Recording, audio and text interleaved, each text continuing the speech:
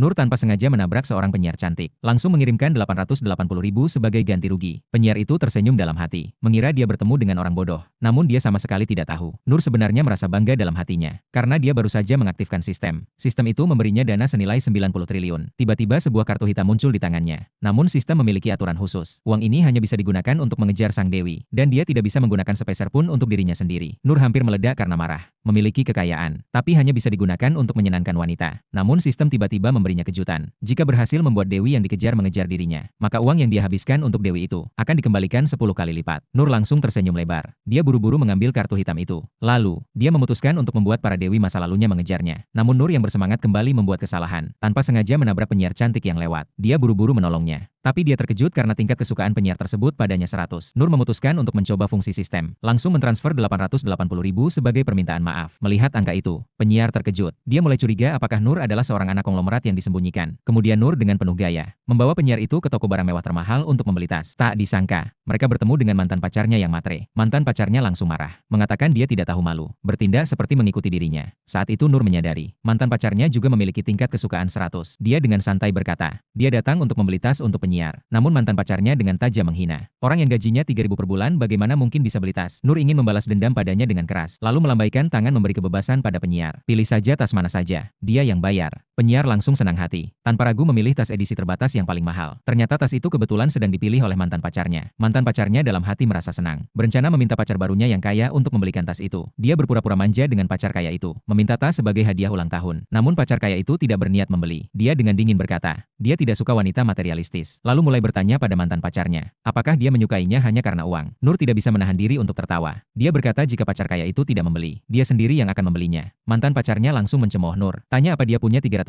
untuk beli. Namun penyiar jelas lebih cepat bertindak. Dia langsung merampas tas itu. Pelayan dengan baik hati mengingatkan, tas ini harganya 100.000. Namun Nur tidak panik. Untuk benar-benar menghancurkan mantan pacarnya dan pacar kaya itu, dia langsung menghabiskan 1 miliar, membeli semua tas edisi terbatas yang ada. Penyiar memberikan tas yang tersisa kepada pelayan. Tindakan ini membuat mantan pacarnya hampir meledak karena marah. Dia mulai mengutuk pacar kaya itu karena tidak membeli tas, tapi malah dihina oleh Nur dengan keras. Melihat pertengkaran yang semakin sengit antara mantan pacarnya dan pacar kaya itu, Nur memutuskan untuk pergi dulu. Dan penyiar ternyata sangat tertarik dengan kemewahan dan sikap Nur. Tingkat kesukaan penyiar itu langsung melonjak menjadi 20%. Saat penyiar siap memberikan dirinya pada Nur, Nur menerima pesan teks dari mantan pacarnya yang ingin berdamai. Dia mengatakan bahwa jika Nur mau memaafkannya, dia akan melakukan apa saja. Nur tersenyum dingin dalam hatinya. Dia memutuskan untuk memberikan mantan pacarnya pelajaran terakhir, agar dia kehilangan semua harga diri di depan umum. Namun begitu tiba di kafe yang telah disepakati, Nur langsung melihat mantan pacarnya sedang bermesraan dengan pacar kaya itu.